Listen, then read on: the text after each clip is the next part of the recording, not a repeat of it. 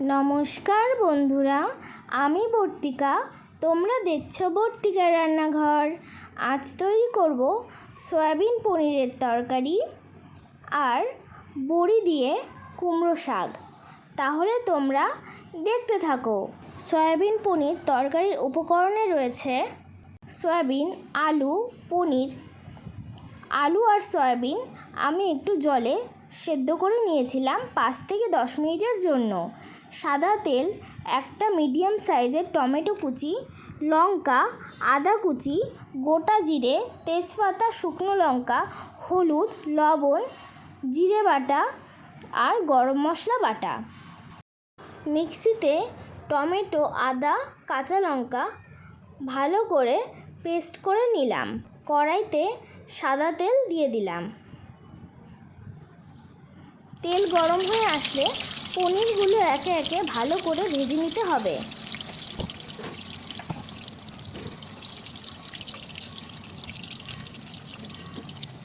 পনিরগুলো ভেজে নিয়েছি, এবার তুলে নিলাম।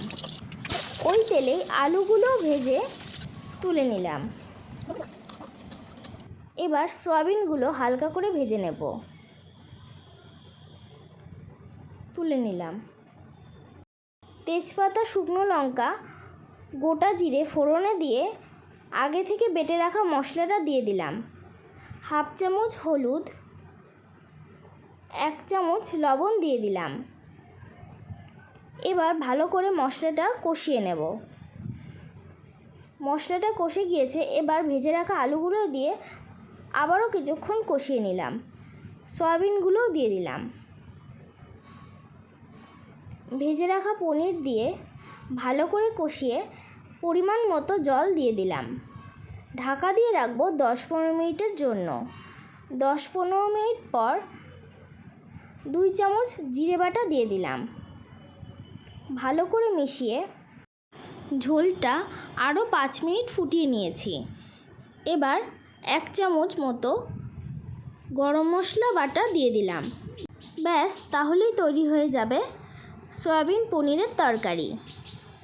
বন্ধুরা, কেমন লাগলো আমার এই রেসিপিটি অবশ্যই তোমরা বাড়িতে একবার ট্রাই করে আমাকে জানিও।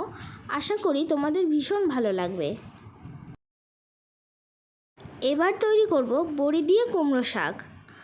উপকরণে রয়েছে কুমড়ো শাক টুকরো করে কাটা, সর্ষের তেল, বড়ি, বেগুন, আলু ডুমো করে কাটা, পরিমাণ মতো চেরা কাঁচা লঙ্কা, কাঁঠালের আঁটি, লবণ আর কালো জিরে। কড়াইতে অল্প জল দিয়ে দিলাম বেশ খানিকটা লবণ, চেরা কাঁচা লঙ্কা, কাঁঠালের আঁটি,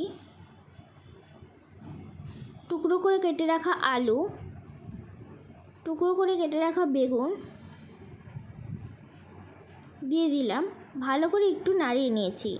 এবার কুমড়ো শাকের ডাঁটাগুলো দিয়ে দিলাম। ভালো করে এবার মিশিয়ে নিয়ে 5 মিনিটের জন্য ঢাকা দিয়ে রাখবো। 5 মিনিট পর সবজিগুলো হালকা সেদ্ধ হয়ে গেলে শাকগুলো দিয়ে ঢাকা দিয়ে রাখবো আরও 5 মিনিট। 5 মিনিট পর ভালো মতো শাকগুলো সেদ্ধ হয়ে গিয়েছে, এবার তুলে নিলাম। কড়াইতে সর্ষের তেল দিয়ে দিলাম। তেল গরম হয়ে আসলে বড়িগুলো ভেজে নেব। তুলে নিলাম। ওই তেলেই কালো জিরে ফোড়নে দিয়ে দিলাম। এবার সেদ্ধ করা শাকগুলো দিয়ে দেব। ভালো করে নাড়িয়ে নিতে হবে। ভালো মতো ঘুটে নিয়েছি। এবার ভেজে রাখা বড়িগুলো দিয়ে আরেকটু ভালো করে নাড়িয়ে নিচ্ছি।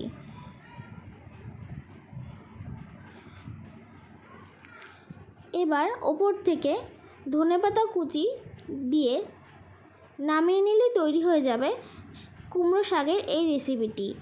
বন্ধুরা, আমার দুটি রেসিপি তোমাদের কেমন লাগলো অবশ্যই জানাবে।